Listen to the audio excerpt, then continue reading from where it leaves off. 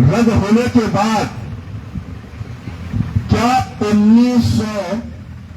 2025 act बनना चाहिए? क्या बनना चाहिए? 1949 का एक्ट रद्द करना है तो क्या 2025 या 2026 एक्ट बनना चाहिए? क्या अगर हम एक्ट को रद्द कर एक्ट को संशोधन कर दूसरा एक्ट भी जब लाने की सरकार की जब बात करेंगे तो वो एक्ट सरकार के माध्यम से ही चलेगा। आज भी 1949 का जो एक्ट है उस एक्ट के माध्यम से शासन ही बौद्धों को गैर ब्राह्मणों को नियुक्त करती है। वैसे ही 2025 और 2026 का एक कभी हो सकता है। हो सकता है कि नहीं हो सकता? हो सकता है। तो फिर हमारी मांग क्या होनी चाहिए? हमारी मांग कि महाबोधि महाविहार पूर्णतः स्वतंत्र होना चाहिए, बौद्धों के पोजीशन में होना चाहिए। बौद्ध को महाबोधि महाविहार से संबंधित ट्रस्ट बनाने का अधिकार होना चाहिए, हमारी मांग होना चाहिए। और ये मांग है। ऑल इंडिया बुद्ध फोरम द्वारा अल्पसंख्यक विभाग एवं तमाम विभागों को ट्रस्ट का मसौदा तैयार करके दिया गया कि कैसे ट्रस्ट होगा। तो इस तरीके से हमने ये मांग करे कि 1949 पूरा रद्द हो, लेकिन हमें दूसरा एक्ट नहीं चाहिए। अगर दूसरा एक्ट आया तो उसके ऊपर में सरकार का ही अधिकार होगा और नियुक्ति का भी मामला सरकार का होगा। जो सरकार के करीब होंगे सरकार उसी को नियुक्त करेगी, और जो ज्यादा आवाज उठाएगा या तो उसे लॉलीपॉप भरा दिया जाएगा। लेकिन पूर्णता महाबोधि महावीर मुक्त होगी कि नहीं होगी? तो पूर्णता मुक्त होने के लिए ट्रस्ट बनना चाहिए, और ट्रस्ट बनने के लिए हमारी मांग सरकार से चलते रहना चाहिए। महाबोधि महाविहार के संबंध में एक आवाज कानों में गूंजती है कि हमने महाबोधि महाविहारों को 500 साल तक संरक्षित करके रखा। ऐसे महंत जी की तरफ से बयान आता है। ऐसे उनके गैर जो ब्राह्मण जो बुद्धिस्ट लोग हैं, उन गैर बुद्धिस्ट लोगों का ये वाक्य सुनने को मिलता है। तो इमोशनल इस तरीके से लोगों के बीच में इमोशनल बातों को रखा जा रहा है कि आप महाबोधि महाविहार मुक्ति का आंदोलन 5-10 सालों से 25 सालों से चला रहे होंगे, लेकिन हम तो महाबोधि महाविहार को 500 सालों से सजो के रखे, इस तरीके से बात करते हैं। लेकिन एक बात गौर कर कीजिए आप कि 500 सालों से आपने महाबोधि महाविहार को बस सुरक्षित सजो के वो रखा होगा, उसके पीछे आपका स्वार्थ होगा, तभी आपने उसको बचा के रखा है। बचा के नहीं रखा है। अरे हमारे पूर्वजों ने 84,000 जो स्तूप सम्राट अशोक ने बनाए थे, उन 184,000 स्तूप को संरक्षित करने का कार्य किया। आप देखिए कि 84,000 क्या वो स्तूपों को आसमान खा गए या धरती निकल गई? वो 84,000 स्तूप कहां गए? और जहां भी 84,000 स्तूप में से गिने चुने स्तूप जो मिलते हैं, वो किस हालत में मिलते हैं? वो मिट्टी में दबे मिलते हैं। वो क्यों मिट्टी में दबे मिलते हैं? क्योंकि आपके और हमारे पूर्वजों ने इनसे संरक्षित करके रखा था कि जो हमारी औलादों तक वो पहुंच जाए, इसलिए गिने चुने स्तूप ही बच गए, बाकी तो सब गिरा दिए गए, ध्वस्त कर दिए गए। ये कहानी है। और महान जी बोलते कि हम 500 सालों से संरक्षित कर रहे हैं, लेकिन संरक्षित करने के कारण, देख रेख करने के कारण वो आय अर्जित ही रहा। अगर 500 सालों से आपकी पीढ़ी महाबोधि महाविहार को चला रही है, तो कितने लोग आपके बौद्ध बने परिवार से, ये बताइए। बने?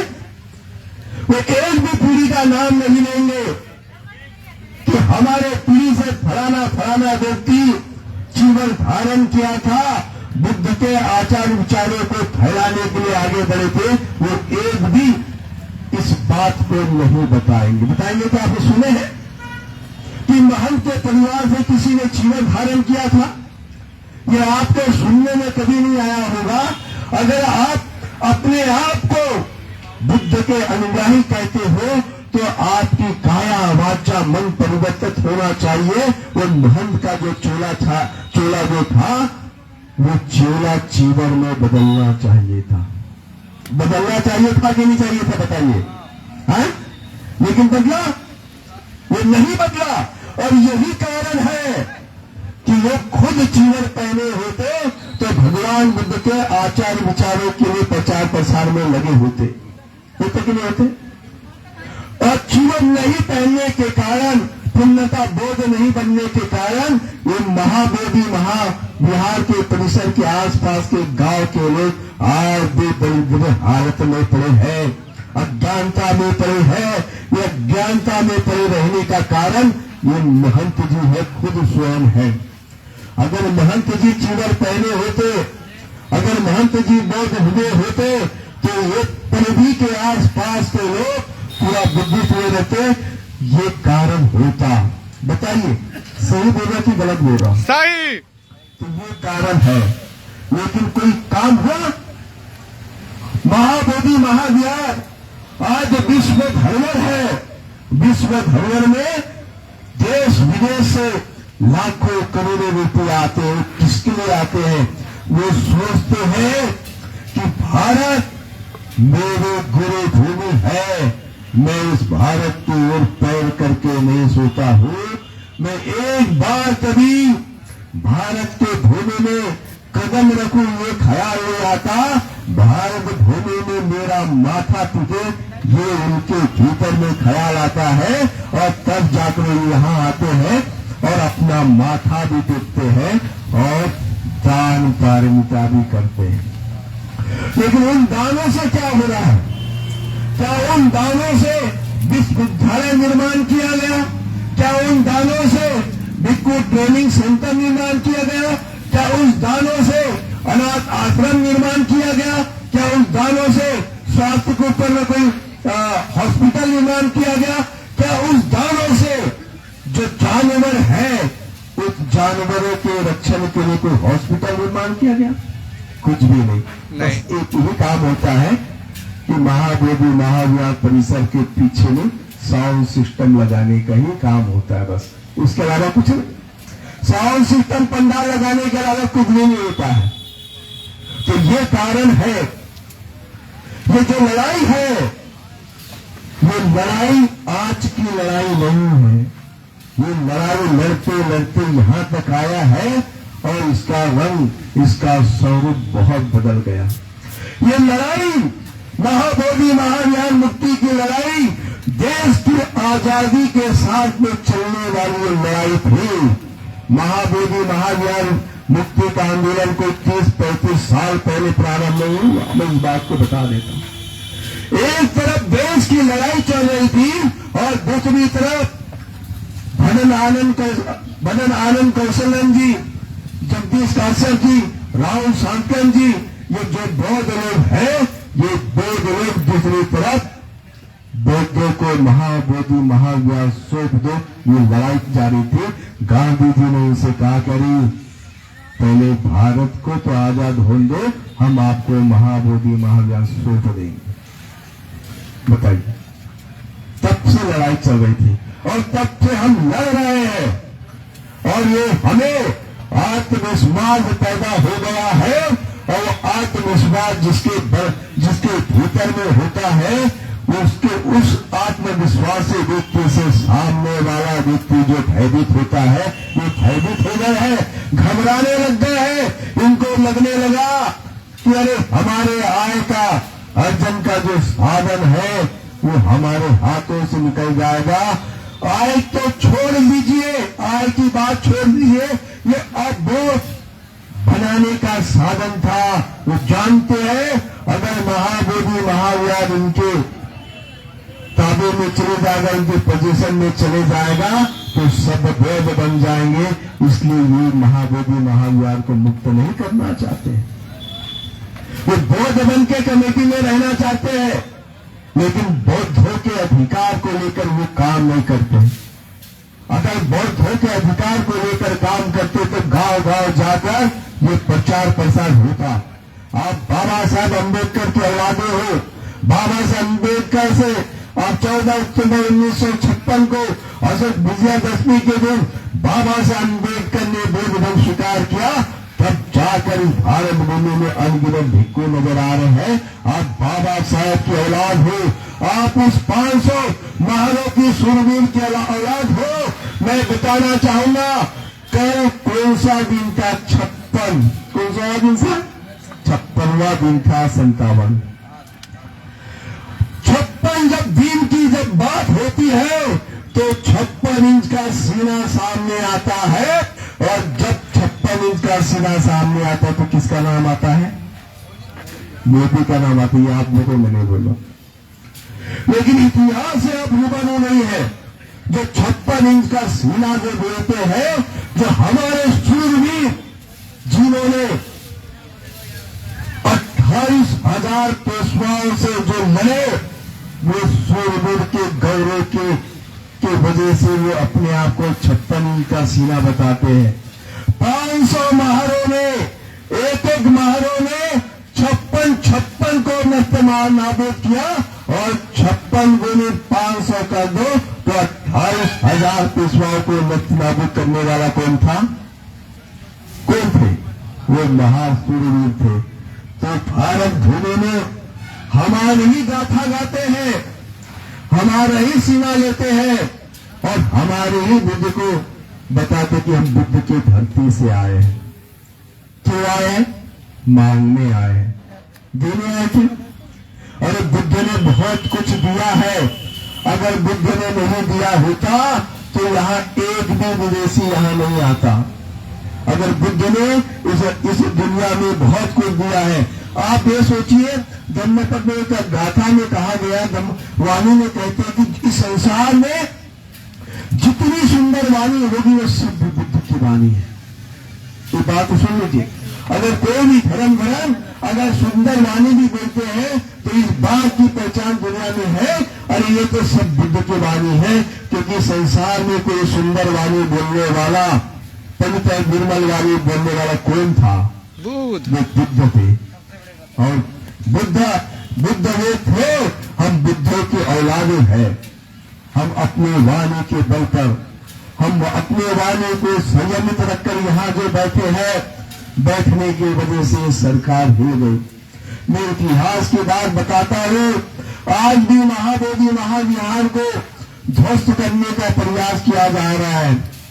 आज भी आप देखेंगे जो सम्राट अशोक ने जो शिलालेख लगाया था, आज भी वो शिलालेख को गिराने का काम हो रहा है। क्योंकि वो शिलालेख के कारण ये पता चला कि यहाँ बुद्ध ने ज्ञान प्राप्त हुआ। इसलिए वो लोग जब जाते तो सिक्का से फेंक के शिलालेख को तोड़ गए। आपको वो नजर नहीं आ रहा है, और मैनेजमेंट कमेटी इसके ऊपर में कुछ भी नहीं बोल रही। मैं इससे भी पहले इतिहास में जाऊंगा तो बुद्ध को महाबोधि महाविहार के प्रतिमा को लोगों ने कंकड़ मारा गया। कंकड़ मारने का एक प्रथा बनाया गया था। प्रथा, ये कौन प्रथा बनाने वाले लोग? यही प्रथा बनाते हैं कि आप कंकड़ मारेंगे तो आपकी मुरादें पूरी होगी। ऐसी प्रथाएं उन्होंने निर्माण किए कि लोग कंकड़ मारेंगे तो क्या होगा? प्रतिमा ध्वस्त हो जाएगी। इसलिए तो भारत में सारी प्रतिमा ध्वस्त है। मैं छत्तीसगढ़ के पास में एक भोंगा पार करके एक जगह है, वहां भूमि स्फीत मुद्रा है 7 फीट की।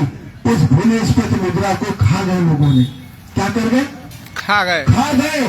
कैसे खा गए? एक प्रथा बना दी गई कि अरे बुद्ध को जो खरोच के खाएगा, जो महिला बुद्ध को खरोच के खाएगी वो गर्भवती हो जाएगी। ऐसी प्रथा बना के रखे। बताइए, ये बुद्ध को डायरेक्ट इनडायरेक्ट करके बुद्ध को नष्ट करने का प्रयास कर रहे हैं, बुद्ध को मस्त नाबूद करने का प्रयास कर रहे हैं। ये मामला है। बताइए, कंकड़े फेंक रहे, बुद्ध को खरोच के खा रहे हैं।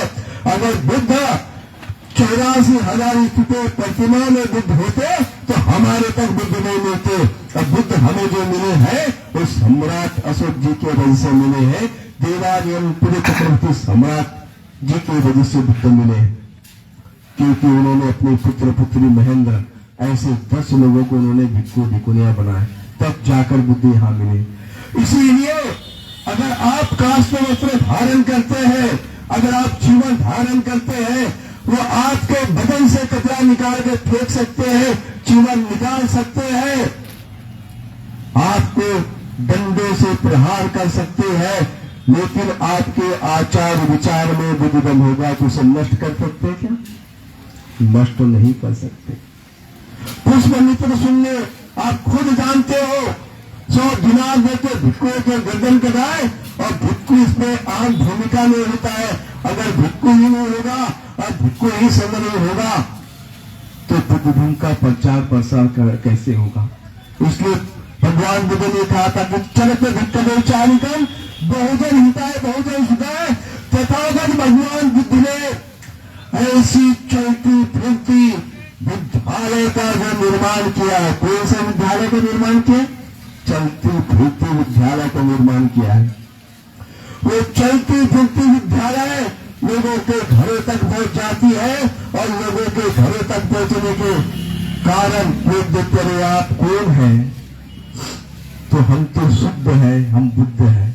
और जब हम शुद्ध है, हम बुद्ध है, हम बुद्ध के विचारधारा को जब हम फैलाते तो बहुत से लोग भिक्खु बनते। यहाँ एक ही कमिटी के कोई भिक्खु नहीं है, विविध जाति धर्म समुदाय के लोग यहाँ भिक्खु बन के इस आंदोलन में बैठे हैं। ये बुद्ध की विचारधारा है। तो इसलिए जिनको भी अपने बदन में 10 दिन के लिए ही क्यों न हो काष्ठ वस्त्र धारण करने का अवसर मिल रहा होगा, तो आप लोगों को जीवन का बहुत बड़ा पुण्य था जब आप अपने बदन में काष्ठ वस्त्र धारण कर रहे हैं। अगर ये अवसर से चूक गए, और एक बात और मैं कहता हूं कि अवसर से खुद भी चूक गए तो कोई बात नहीं, लेकिन लोगों को आपने प्रेरित करना है कि मैं उस मार्ग में नहीं जा पा रहा हूं, लेकिन आप काष्ठ वस्त्र धारण करके जाओ। ये 10 दिन आप काष्ठ वस्त्र धारण करके जब यहां उतरेंगे तो आपके भीतर का अहंकार टूट जाएगा। ऊंचा सेना महासेना वीर मैंने सुना है ना, राजकुमारों को भगवान बुद्ध ने हाथ में पात्र भिक्षा पात्र देकर काष्ठ वस्त्र धारण करके चलो भिक्खवे चारिकम बहुजन हिताय बहुजन सुखाय। ऑल इंडिया बुद्धिस्ट फोरम के माध्यम से हमारे महासचिव आगस्ट लामा जी, पंजा सिंह भंते जी, कर्नाटक राहुल भंते जी और ऐसे तमाम लोगों ने निर्णय लिया है कि लोगों का अहंकार को नीचे गिराना है। अगर अमीर भी व्यक्ति होगा तो काष्ठ वस्त्र में होगा, गाड़ी वाला भी होगा तो काष्ठ वस्त्र में होगा, और गरीब भी होगा तो काष्ठ वस्त्र में होगा। सब चलेंगे, यहां से सब चलेंगे पैदल। सबका जो स्टैंडर्ड है वो भी खत्म हो जाएगा। हम एक रूप में एक तरीके से दिखेंगे, सब समान हो जाएगा, बुद्ध के आचार विचार हो जाएंगे। और 2000 और उपासक उपासिकाओं के साथ में जब हम निकलेंगे तो बहुत बड़ा दुनिया में एक संदेश जाएगा कि ये काष्ठ वस्त्रधारी कहां जा रहे हैं, ये काष्ठ वस्त्रधारी कहां जा रहे हैं। तो हमारा एक ही कहना होगा, 1949 के एक्ट को रद्द करो, पुण्यता महाबोधि महाविहार बौद्धों को सुपुर्द करो। यही आवाज हमारी होगी, क्योंकि हम महाबोधि महाविहार नहीं बचा पाए, अपने इतिहास को नहीं बचा पाए, अपने धरोहर को नहीं बचा पाए, अपने संस्कृति को नहीं बचा पाए, तो आने वाली औलादें, आने वाले जनरेशन आपसे सवाल करेगी। उस वक्त आप क्या करेंगे? वो सवाल करने से पहले अगर आपके पास में कोई जायदाद है, अपने पीढ़ी को कुछ देना चाहते हो, तो बोल दो कि बच्चे मेरे पास में मेरे पुतली में एक बुद्ध का विचार है, ये मेरे पूर्वजों का विचार है, ये बुद्ध की पुतली, ये पुतली में बुद्ध के विचार भरे पड़े हैं। बच्चे, बुद्ध के विचार को तुम रख लो, यही हमारे पूर्वजों की संस्कृति है, यही तो हमारे पूर्वजों की धरोहर है, यही तो हमारे पूर्वजों का इतिहास है। अरे जिनका इतिहास नहीं है, जिनका धर्म नहीं है, जिनकी संस्कृति नहीं है, उन्होंने 100 साल बाद, मैं नाम नहीं लूंगा, अपने अधिकारों को कायम हो गए। वो कहते हैं उनके लोग कि हमने तो 2 पीढ़ी लगाया है, तब जाकर हमें सत्ता भी मिली है, वो धरोहर भी मिला है। हमने अपनी कितनी पीढ़ी लगाए? जब तक हमारी पीढ़ी इस मामले पे नहीं लगेगी, हम इस मामले पे नहीं लगेंगे, तो आप अपने बच्चे को वो पुतली कैसे देंगे?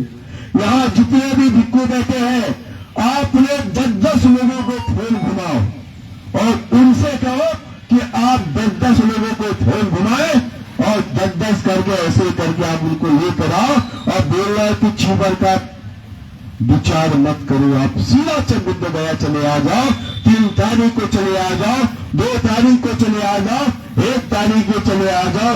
ऐसे सभी ने जिम्मेदारी उठाए तो मैं बता दे रहा कि ये मंजिल कोई दूर नहीं है।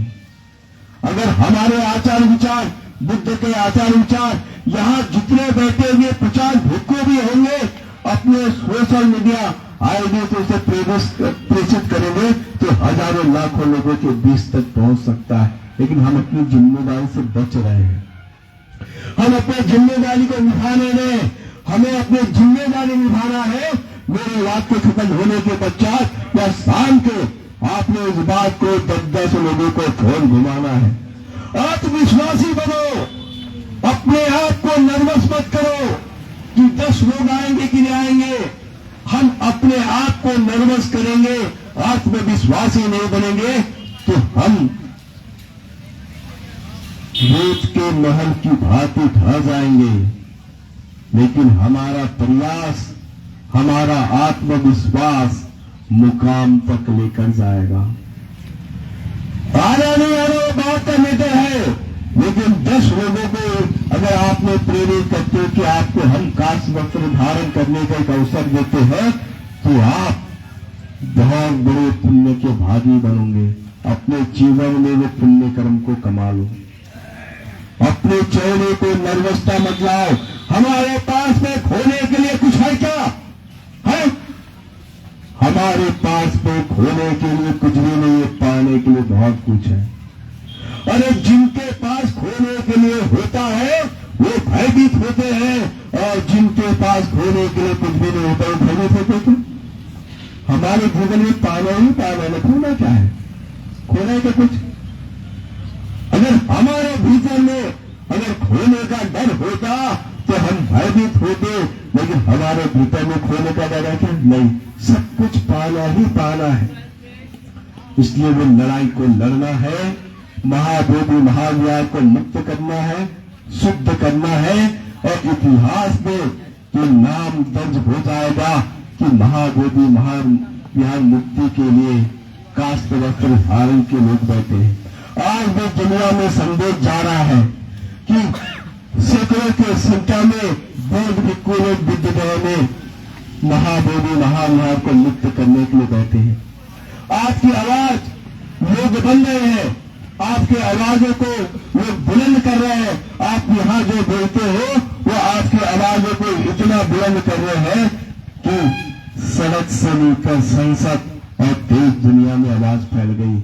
अगर हम 4 मई से जो पद यात्रा कर रहे हैं मुख्यमंत्री निवास तक, ये पूरे देश में एक संकेत होगा। पीसफुल वातावरण, शांतिप्रिय ढंग से ये पूरी यात्रा कर रहे हैं, और इस यात्रा के दरमियान हमने संयम का परिचय देना है। इस यात्रा के दरमियान शांत चित्त से हमने चलना है। हमने ये नहीं देखना कि सामने वाला व्यक्ति हमारे से आगे निकल गया है। हमें अपनी चाल मजबूती से चलना है। अगर जो चाल मजबूती से चलेगा वो आगे बढ़ेगा, और हमें आगे बढ़ने का जो रास्ता मिला है। और एक बात बता दूं, बोध गया मुक्ति आंदोलन को लेकर लोग भयभीत होते थे कि इस आंदोलन में जाएंगे तो हमारा क्या होगा, लेकिन अभी लोगों के भीतर में वो आत्मविश्वास पैदा हो गया और खुलकर लोग आ रहे हैं। मैं महंत जी से एक बात कहना चाहता हूं कि महंत जी, इतना तो कर लो कि आपके पीढ़ी में से आपको चिवर पहन लो। बुद्धम शरणं गच्छामि, धम्मम शरणं गच्छामि, संगम शरणं गच्छामि का पाठ करने लग जाओ। करुणा मानवता का संदेश लोगों तक फैलाने का कार्य करो, तब जाकर आपकी पीढ़ी को भी आपको पुण्य संपादन होगा। इसी के साथ मैं अपने वाणी पर नमो होता है। बहुत बहुत साधुवाद। धम्मता पंडित जी छत्तीसगढ़ के बनते हैं, डटे हुए हैं महाबोधि मुक्ति के लिए और अपनी बात भी रखते हैं और यहाँ से संपर्क करते हैं। तो हम यही अनुरोध करते हैं कि जैसे यहाँ पर भरे भरे रहे, जैसे आप लोग आते हैं 10 लोग 10 को भेजिए। यदि 100 जगह से भी 10-10 लोग आएंगे तो यहाँ पर 1000 लोगों का भीड़ होगा और सरकार यही देख रही है। अभी 5 अप्रैल में सम्राट अशोक जयंती में लगभग 5-10 हजार आए थे। ये लड़ाई हमारी है, किसी एक व्यक्ति आकाश लामा की नहीं है या तो कोई एक संगठन ऑल इंडिया बुद्धिस्ट फोरम की नहीं है। ये हमारी लड़ाई है, हमारी कमिंग जनरेशन के लिए है। इनकी प्लान हो चुकी है, प्लानिंग कर चुके। इस प्लान को हम लोग चकनाचूर करके रहेंगे और भारत को बुद्धमय बना के रहेंगे। ये कहा जाएगा यहाँ से। साधु साधु। तो मैं अगला वक्ता के रूप में जय सिंह सुमन जी से अनुरोध करता हूँ। जय सिंह सुमन जी, बौद्धाचार्य राष्ट्रीय संगठक प्रभारी Uttar Pradesh the Buddhist Society of India.